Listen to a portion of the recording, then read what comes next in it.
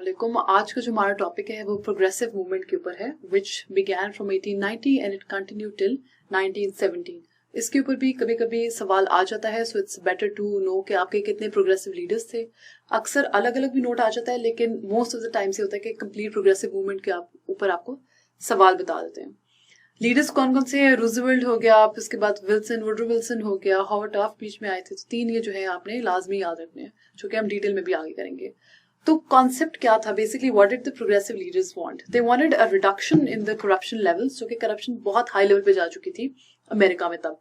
And they also wanted a greater government control, कि government का control भी ज्यादा होना चाहिए और इंडस्ट्रीज, प्राइवेट सेक्टर की कम होनी चाहिए, गवर्नमेंट की ज्यादा होनी चाहिए।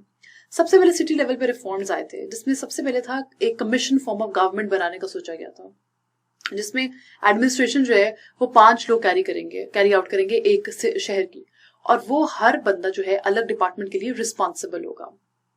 ठीक है। उसके बाद स्टेट लेवल पे आए। स्टेट लेवल पर सबसे फेमस हुआ था वो that was the Wisconsin idea. Wisconsin idea जो था 5-4 चीजों की बात करता था। One of them was being enlarged democracy, civil service reform, commission to regulate railway, और एक्सपर्ट्स की एडवाइस होनी चाहिए टू एडमिनिस्टर। ठीक है। इसके अलावा एक तो विडोज की पेंशन इंट्रोड्यूस कराई थी विस्कॉन्सिन आइडिया के अंदर। इसके अलावा वर्किंग आवर्स रिस्ट्रिक्ट हुए थे,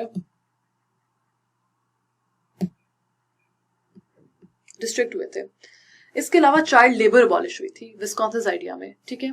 जब ये बहुत ज्यादा छोटे लेवल पे बहुत ज्यादा फेमस होते गए, तो स्टेट लेवल, आपके कंट्री लेवल के ऊपर, फेडरल लेवल के ऊपर प्रोग्रेसिव मूवमेंट्स काफी ज्यादा आ गई थी। जिनमें से सबसे पहला जो था वो था Theodore Roosevelt, that came in 1901, went in 1909। What Theodore Roosevelt did was that he asked his secretary to basically file a suit against the Northern Securities Company, NSE as Northern Securities Company, और under the Sherman Antitrust Law। क्यों? क्योंकि उसको लगता था कि the Northern Securities Company has taken over railroad operations in the country, और बहुत corruption कर रहा है वो, मैसिव करप्शन कर रहा है वो रेलरोड ऑपरेशंस में। इसीलिए उसने एक सूट फाइल किया था, और इवेंचुअली वो कंपनी डिसॉल्व हो गई थी। इसके अलावा न्यूलैंड्स एक्ट आया था 1902 में, जो कि गवर्नमेंट लैंड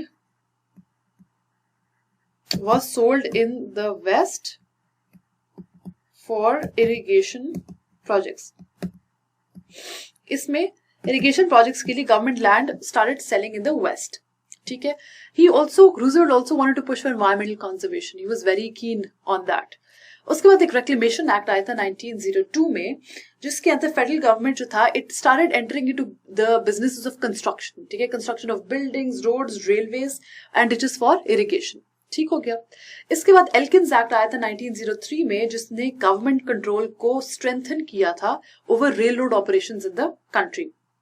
उसके बाद जो फाइनल आया था वो pure food and drug act आया था 1906 में, to see the sanitary conditions, to see if this any contamination, अगर कोई हेरा फेरी हुई है कि नहीं ड्रग्स में और फूड में। This act basically insured that. ठीक है। These were all the reforms in the Theodore Roosevelt between the time period of 1901 to 1909। फिर आ जाता है विलियम हॉवर्ड टाफ्ट। वो 1909 4 साल रहा, 13 तक रहा। He was a vice president Roosevelt. He created the parcel post and the postal savings bank as listed in the list. I've listed down what every president has done. He also came about with a new law to check corruption during election campaigns. उसको था कि भाई जितना भी पैसा public funds मिलते हैं आपको election campaign में, they should be public. Everybody should know कहाँ से funds आ रहे हैं, to check corruption. फिर 17th Amendment was also adopted that called for direct election to the Senate. ये भी इसके टाइम के अंदर हुआ था।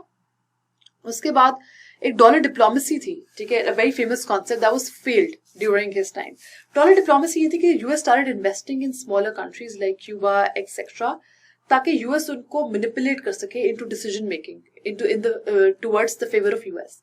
हाउएवर वो सारा ब्रंट यूएस को बेयर करना पड़ा था, because eventually US couldn't cope up with the investments over there, because उनका लॉ एंड ऑर्डर सिचुएशन बहुत बुरी थी।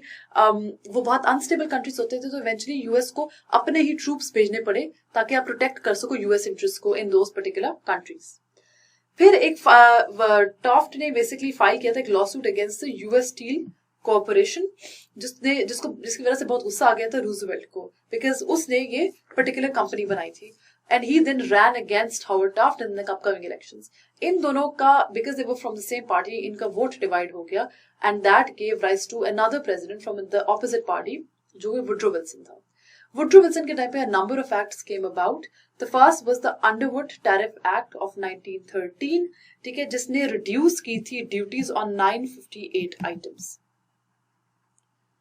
इसके अलावा 1913 में एक फेडरल रिजर्व एक्ट आया था जिसमें the entire country was divided into 12 districts. Each had its own federal reserve bank and all the new banks had to be part of the new currency system, the new banking system. तो basically he came up with the new banking system.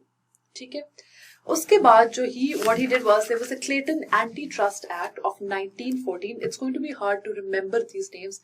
Please try कीजिएगा कि थोड़ा सा आपको याद हो जाए. एक दो बार बोलिएगा, लिखिएगा बहुत ज्यादा इसको, सवाल बहुत अटेम्प्ट करें. क्लेटन एंटी ट्रस्ट एक्ट जो था, it forbade the deliberate variation of prices अक्सर हुआ करती थी. गवर्नमेंट ने आके इसके ऊपर भी कंट्रोल कर दिया कि आप प्राइसेस की हेरा फेरी वेरिएशंस नहीं कर सकते टू रिड्यूस और इंक्रीज करप्शन कंपटीशन. ठीक है. फिर एक वर्कमैन्स कॉम्पेंसेशन एक्ट आया था 1916 that fix the working hours to 8 hours for employees of the rail road companies. ठीक है. फिर एक फेडरल एड रोड एक्ट 1917 में आया था जिसमें आप फेडरल फंड्स जो थे वो इस्तेमाल होना शुरू हो गए थे for construction of roads. Construction of roads के लिए फेडरल फंड्स इस्तेमाल होना शुरू हो गए थे. इसी टाइम के अंदर, इसी के पीरियड के अंदर दो आगे अमेंडमेंट्स आई थी, 18th and 19th amendment. 18th amendment जो थी, 19th amendment as all of us know, it gave the women a right to vote, and 18th amendment it banned the manufacture and sale of alcoholic beverages. So if you had a question on progressive leaders, so this is what you're supposed to write in your question. I'm going to end the lecture here.